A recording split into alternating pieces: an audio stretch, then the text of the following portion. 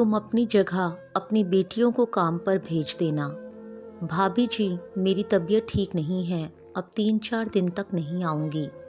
रीता की काम वाली पूनम ने कहा, क्यों नहीं आओगी? तुम लोगों का तो रोज़ रोज़ का है, तनख्वाह पूरी लोगी लेकिन काम पूरा कभी नहीं करोगी। मैं तो कहती हूँ बहू से तनख्वाह काट लिया करो, सही हो जाएंगी। लेकिन वो आज के ज़माने की जो ठहरी, उसे तुम लोगों की बहुत मोहमाया है। उसे लगता है कि वो अगर तनख्वाह काट लेगी तो काम वालों के साथ अन्याय होगा। तुम्हारे घर में तो 2-2 सयानी बिटियां हैं। तुम्हारी तबीयत खराब है, उनकी तो नहीं है। कम से कम अपनी जगह उन्हें काम पर भेज दिया करो तो नागा नहीं होगा। रीता के बोलने से पहले उसकी सास दमयंती जी बोल पड़ी। अम्मा जी, वो नहीं आएंगी। मैं काम वाली हूँ, लेकिन मेरी बेटियाँ काम वाली नहीं बनेंगी। वो यहाँ काम करने आएंगी तो अपनी पढ़ाई कब करेंगी?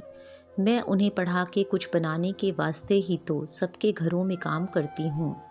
मेरी पहचान काम वाली बाई की है, लेकिन मेरी बच्चियाँ अपनी अलग पहचान बनाएंगी। आइंदा कभी कह भी मत दीजिएगा कि अपनी जगह अपनी बेटियों को भेज देना। आपको काम करवाना हो तो करवाइए, वरना और भी बहुत से घर हैं, वहाँ काम ढूंढ लूँगी। लेकिन अपनी बेटियों का भविष्य काम वाली बाई का नहीं बनाऊंगी। दमयंती जी की बात पर पूनम उखड़ गई और उसने उन्हें खूब करारा जवाब दिया। उसके जवाब सुनकर दमयंती जी ने उसे हटाने का ऐलान कर दिया। काम करती है, हमारे टुकड़ों पर पलती है, और दिमाग देखो, बेटियों को काम करने नहीं भेजेंगी, पढ़ा लिखा कर कलेक्टर बनाएंगी। बड़े लोगों को देखकर बराबरी करने लगे हैं ये छोटे लोग। माँ, कोई छोटा बड़ा नहीं है, वो भी हमारे जैसे इंसान हैं।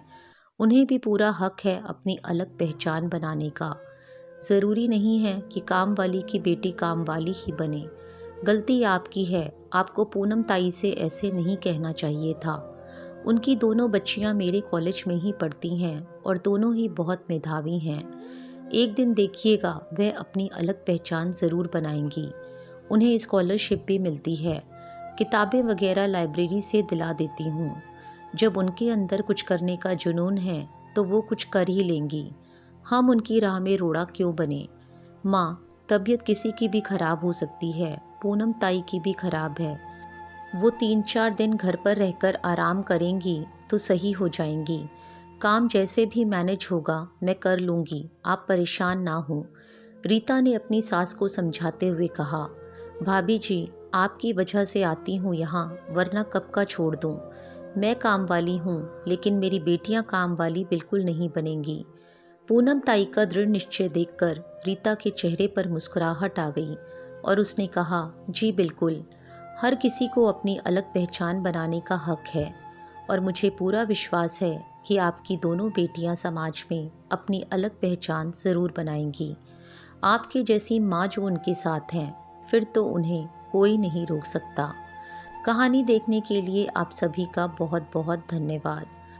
अगर चैनल पर नए हैं तो चैनल को सब्सक्राइब करना ना भूलें।